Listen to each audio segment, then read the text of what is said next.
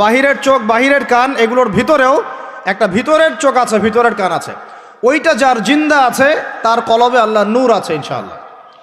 ওইটা যার জিন্দা নাই তার কাছে বাহিরের চোখ দিয়ে মনে হবে সব ঠিক চলছে। বাহিরের চোখ দিয়ে যে দেখে সে মনে করবে বিশ্বটা পুরো আগায় যাচ্ছে, উন্নতির দিকে, অগ্রগতির দিকে। আর যার ভিতরের কলবের চোখটা জিন্দা সে দেখবে যে পুরো বিশ্ব আগায় যাচ্ছে কিয়ামতের দিকে। বাহিরের চোখ দিয়ে যে দেখে সে মনে করবে যে বিশ্ব রাজনীতির মনে হয় খুব সুন্দর অবস্থা। আর ভিতরের চোখ দিয়ে দেখলে আপনি বুঝবেন বিশ্ব রাজনীতি যাচ্ছে একটা মালহামার দিকে। বাইরের চোখ দিয়ে দেখবেন মনে হবে সব সুন্দর চলছে, আমরা হালাল খাচ্ছি। আর ভিতরের চোখ দিয়ে দেখলে দেখবেন যে 90% মানুষের রিজিক হারাম। বাইরের চোখ দিয়ে দেখলে আপনি মনে করবেন মেয়েরা এগিয়ে যাচ্ছে, মাশাআল্লাহ, কত উন্নতি, অগ্রগতি, প্রোগ্রেস, নারী জাগরণ আন্দোলন। আর ভিতরের চোখ দিয়ে দেখলে আপনি দেখবেন মেয়েরা আগাচ্ছে ঠিকই, কিন্তু আস্তে আস্তে তারা জাহান্নামের দিকে এগিয়ে যাচ্ছে। বাইরের চোখ দিয়ে আপনি দেখবেন মুসলিমদের সংখ্যা প্রচুর, আমাদের ভয় কিসে, এত সংখ্যা, লক্ষ লক্ষ, কোটি কোটি। ভিতরের চোখ দিয়ে দেখলে বুঝবেন প্রকৃত পাক্কা ইমানদারের সংখ্যা হাতে গোনা যায়।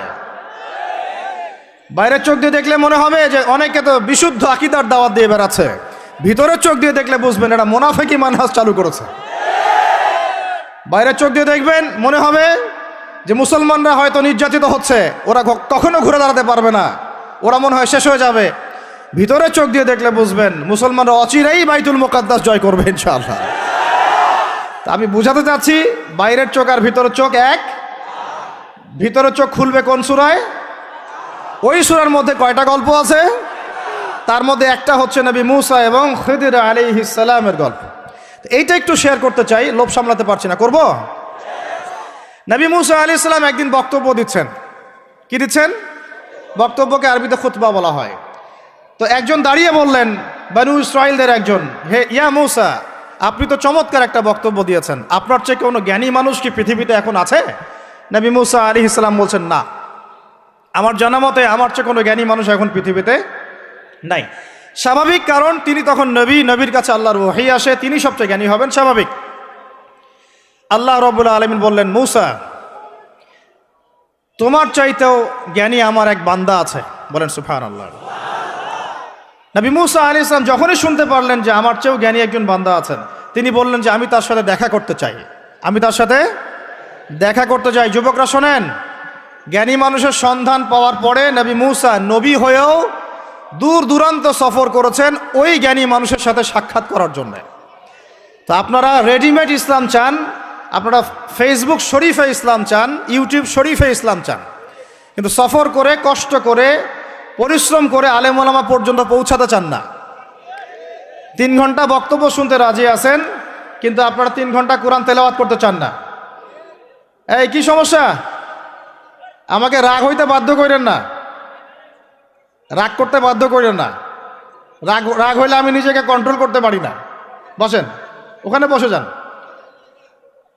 আচ্ছা ভাই, এদিকে তাকাই আমরা। এই যে আলোচনার পরিবেশগুলো নষ্ট করা হচ্ছে, আমি এগুলোই খুব অপছন্দ করি। এই জন্য আমি বারবার মাহফিল কমিটিকে বলি যে ভাই, আপনারা মসজিদে আয়োজন করেন, মসজিদের ভিতরে করেন, জুমার খুতবায় আমাকে নেন, খুতবার পরে আলোচনা নেন, বা বাদ মাগরিব নেন, বাদেশার হালাকায় নেন। যতগুলো মাহফিলে গিয়েছি এই জিনিসগুলো দেখেছি আমি। হই হুল্লা, চিল্লাফল্লা, শোডাউন, সেলফি ইত্যাদি ইত্যাদি। বক্তা হাঁটতে ঢুকতেই তার হিমশিম খেতে হচ্ছে, তার গায়ের উপর মানুষ হুমড়ি খেয়ে পড়ছে। এগুলো কোনোভাবেই ইসলামের আচরণ না। এগুলো উল্টা মানুষকে কষ্ট দেওয়া আর কি। ব্যাপারটা বুঝেন, এখানে আল্লাহ এবং তার রসুলের কথা হচ্ছে, একটা মজলিসে আল্লাহ এবং তার রসুলের কথা হচ্ছিল, একজন উচ্চস্বরে কথা বলেছেন একজন সাহাবী। আয়াত নাজিল হয়ে গেল আল্লাহর পক্ষ থেকে, যেখানে নবী কথা বলেন তার কণ্ঠস্বরের উপরে কণ্ঠস্বর উঁচু করো না। লা তারফাউ আসওয়াতাকুম ফাওকা সাউতিন নবী ওয়ালা তাজহারু লাহু, তোমরা নবীর কণ্ঠস্বরের উপরে কণ্ঠস্বর উঁচু করো না। তাহলে কি হবে? আন তাহবাতু আমালাকুম ওয়া আনতুম লা তাশউরুন, তোমাদের আমলনামা ডিলিট হয়ে যাবে, আমলনামার সব নেক আমল নষ্ট হয়ে যাবে, তোমরা টেরই পাবে না। নাউজুবিল্লাহ। আমরা এটাকে কিছু মনেই করি না। আল্লাহ পাক আমাদেরকে বুঝ দান করেন, আমিন। আর এটা কি হয়, সমস্যা, আলোচনার প্রসঙ্গটা হারিয়ে ফেলা যায়। এটা আপনারা যখন আলোচনা করবেন বুঝতে পারবেন। আলোচনা একটা কন্টেন্ট থাকে, একটা ধারা থাকে। তো এই ধারাটা বিঘ্নিত হলে আবার শুরু করতে হয় শুরু থেকে। আল্লাহ পাক আমাদেরকে হেদায়েত দান করেন, বুঝ দান করেন। কষ্ট করে আসছেন, যেখানে জায়গা পেয়েছেন 1 ইঞ্চি ওখানে দাঁড়িয়ে যাবেন, নড়াচড়া হবে না। আলোচনা ইনশাআল্লাহ 1 ঘন্টার মধ্যে শেষ হয়ে যাবে, তারপরে আপনারা নড়াচড়া করবেন ইনশাআল্লাহ। ঠিক আছে ভাই? আর যাদের কোনো প্রশ্ন থাকবে একটু লিখিত আকারে আমাদের ভাইদেরকে দিবেন, শেষে আমরা কিছু অ্যান্সার দেওয়ার চেষ্টা করবো ইনশাআল্লাহ তাআলা। কোথায় ছিলাম? আচ্ছা, কোথায় বলেন? মাশাআল্লাহ, আমাদের শ্রোতার অনেক বিচক্ষণ, আল্লাহ পাক তাদেরকে কবুল করেন। আল্লাহ পাক আমাকে জানা অনুযায়ী আমল করার তৌফিক দান করেন, আপনাদেরকে শোনা অনুযায়ী আমল করার তৌফিক দান করেন। তো নবী মুসা আলাইহিস সালাম কি বলেছিলেন? জ্ঞানী মানুষ, তাই তো? তো যখন আল্লাহ পাক বললেন যে না, আমার আরেকজন বান্দা আছে তিনি জ্ঞানী মানুষ, তখন তিনি বললেন যে আমি তার সাথে কি করতে চাই? সাক্ষাৎ করতে চাই। এখান থেকে বলছিলাম যে আপনারা জ্ঞানের জন্য সফর করবেন, ইলম অর্জনের জন্য কি করবেন? সফর করবেন, আলেমদের কাছে যাবেন, তাদের বাসায় যাবেন, সাক্ষাৎ করবেন, মাদ্রাসায় যাবেন, সোহবত নেবেন। সবসময় রেডিমেড জ্ঞান নিতে আসবেন না। তো রেডিমেড জিনিস পেলে মানুষের মূল্য বোঝে না। ওই যে সাহাবীরা যারা রক্ত দিয়ে ইসলাম প্রতিষ্ঠা করেছে, তারা জানতেন ইসলাম কি জিনিস। আমরা রেডিমেড পেয়েছি, তো আমরা বুঝি না ইসলাম কি জিনিস, আমরা বুঝি না, বিশ্বাস করেন আমরা বুঝি না। তো যাই হোক, তো মুসা আলাইহিস সালাম বলছেন যদি আমাকে যুগ যুগ ধরে সফর করতে হয় তবুও আমি সফর করব, তারপরেও আমি তার সাক্ষাৎ চাই। আল্লাহ পাক বললেন ঠিক আছে, তুমি তাকে পাবে যখন মাজমাউল বাহরাইন বলা হয়, 2 সমুদ্র যেখানে মিলে যাবে সেখানে তুমি আমার সেই বান্দাকে পাবে। কোথায় পাবে ভাই? 2 সমুদ্র যেখানে মিলে যাবে সেখানে পাবে। এখানে আপনি ভৌগোলিকভাবে ওর ব্যাখ্যা নিতে পারেন, আধ্যাত্মিকভাবেও নিতে পারেন। 2 সমুদ্র বলতে হয়তো বা ভৌগোলিকভাবে বোঝানো হতে পারে, অথবা আধ্যাত্মিকত্বও বোঝানো হতে পারে, যে বস্তুবাদী জ্ঞান এবং মারেফতের জ্ঞান যেখানে মিলে যাবে সেখানে। আল্লাহু আলাম, আল্লাহ ভালো জানেন। তা নবী মুসা আলাইহিস সালাম তার একজন সঙ্গীকে নিলেন, সেই সঙ্গী একজন যুবক। তরুণরা ভালো করে শোনেন, তরুণদের ত্যাগেই ইসলাম দাঁড়িয়ে আছে আলহামদুলিল্লাহ।